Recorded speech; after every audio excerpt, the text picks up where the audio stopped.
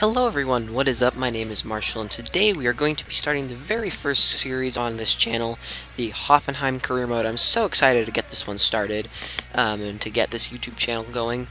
Why I decided to start this was because I just really like soccer, as we call it here in America, but football as I'll refer to it in these videos. And Hoffenheim is one of my favorite teams alongside Chelsea, and so I just really want to do a career mode with it and share it with you guys, so make sure to drop the video a like if you do enjoy. So let's jump right into it. So Hoffenheim is a team from Germany. We're having a really good season this year, up in 5th at the winter break, but I think we could even be better, or we could be worse. We're the only team undefeated in the Bundesliga this year, which is an incredible achievement with the likes of Bayern Munich and Borussia Dortmund in there. So really we can do well in this career mode, I think, to replicate what we're doing in real life. And it's really been a good season so far. I cannot say that enough for Hoffenheim, all the players, and Julian Nagelsmann, the coach, who is the youngest coach in the history of the Bundesliga, I think.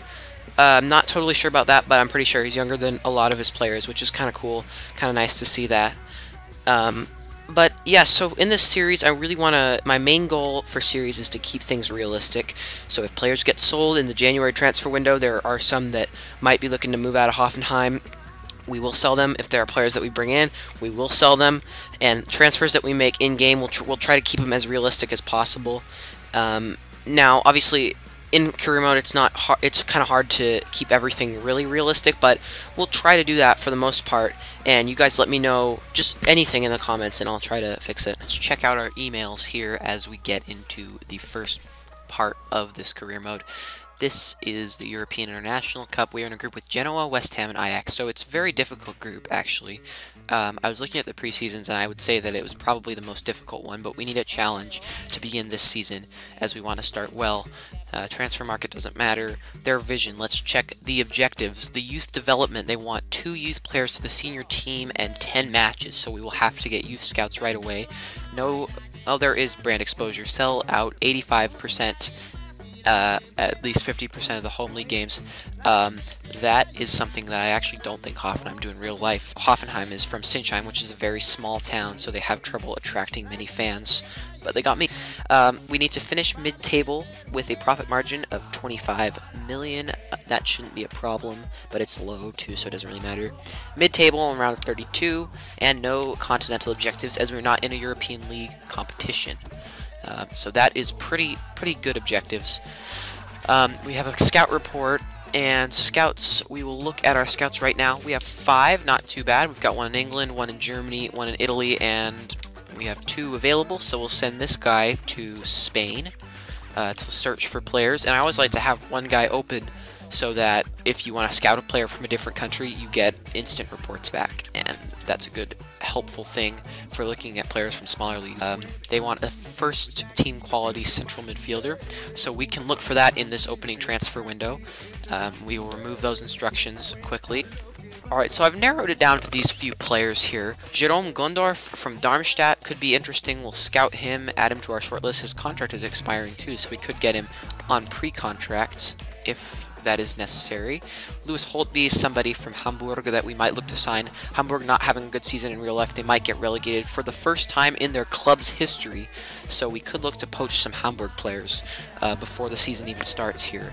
Aaron Hunt is another one in that boat, and lastly Marco Fabian from Eintracht Frankfurt. He's really been playing well this season, but I'm not sure if we'll be able to sell him, and I'm also not sure how good he'll be on the game.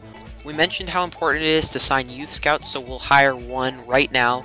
We get a 5-star from France. Perfect. We'll sign this guy up, and we will send him to Germany for 9 months to find some German talents. If we have more money left over, we can send other scouts out to different places around the world, but for right now we'll just stick with the 1 in Germany. Alright, so this is the business that we've done so far in the summer in real life. We sold Kevin Volland, Tobias Strobel, Jonathan Schmidt, Tarek El-Yunusi, and Jens Grahl, and we brought in Kerem Demirbay from Hamburg, what's his first name? Oh, Lukas Rupp, Kevin Vogt, Benjamin Hubner, and Sandro Wagner. I'm sorry, I try to use a nice dialect, but it usually doesn't sound that good. It just sounds like I'm trying to overpronounce their name, so I apologize for that. But I would say during the summer, I wasn't very happy with the transfers that we made. Obviously, selling Kevin Folland and Tobias Strobel, who were two of our very good players last season.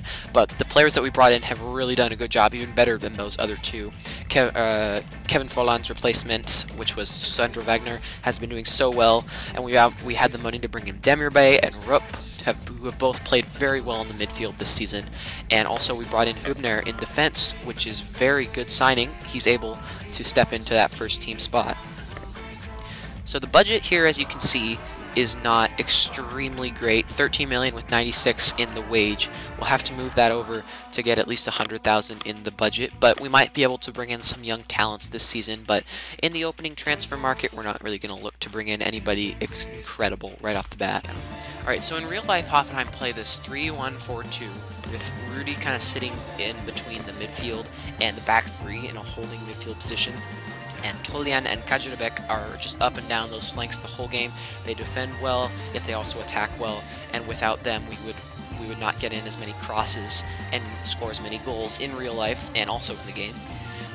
But I've edited the team sheet here. Rupp has come into midfield, even though he's a right midfielder. I guess we can swap him over to the right side, make him a little bit more comfortable in that position. But he's a very good playmaker in the midfield alongside Demirbay, and Rudy can hold kind of that midfield area, and with Kramaric and Wagner up top, we shouldn't have any problems getting goals. The back three consists of Hübner, Vogt, and Schüller, and if you've ever seen like Chelsea play, you know, as I mentioned, they have that back three. But Vogt is kind of like the David Luiz. He has freedom to get forward. He's very good. And with Hübner and Schüller in there, I feel very comfortable letting Vogt roam forward. So we will set his instruction to join the attack a little bit like that, just so that he gets forward. And if Vogt chooses to go up, because by trade Vogt is actually a holding midfielder, as you can see there, with listed as able to play a center back too. So Vogt can push forward, Rudy can drop back. They can kind of act together, almost like a Conte and David Luiz relationship. There is how I'm characterizing it. And Oliver Baumann in between the sticks is a very, very good player. I do like him quite a lot. Very, very good in real life. 80 is much too low a rating. I would say 82 or even 83 would be a proper rating for him, because he just made so many good saves all the time. On the bench, we've got Vargas, who's out of favor, might be looking for a move away this January, and if that is the case with any players, we will sell them on if they leave in real life. Also rumors about Schüller and Rudy. I think they're a little bit more than rumors. I'm sure it's true. Schüller and Rudy will be moving on at the end of the season and getting sold to Bayern Munich, which is a big loss, but we can cope with it. We'll find new replacements, and we'll be just as good without them, I would say. Although it'll be a really big hole to fill in this team.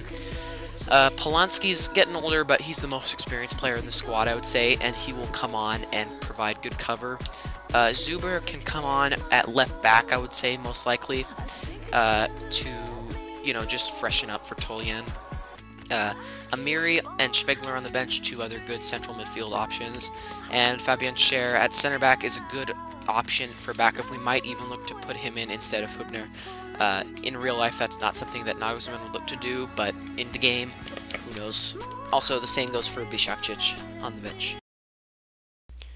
Okay guys, so now we started out to this game against West Ham, the first one in the preseason tournament, and unfortunately I did a live commentary, but it didn't really work because of this audio EQ problem that I was having, and the game sound was just louder. But we did go 1-0 behind quite early on due to a really silly mistake in the defense from Pavel Kajerebek, and Dimitri Payet just pounced on that one. You can see here, we just did nothing on, and Kajerebek just needs to clear it, but he doesn't, and Payet just pokes it right past Baumann, so kind of a disappointing goal to concede in this game. But we played with the 5-3-2, and it was quite a rotated team, as we had a tough game against Ajax, I felt, in the middle of the week.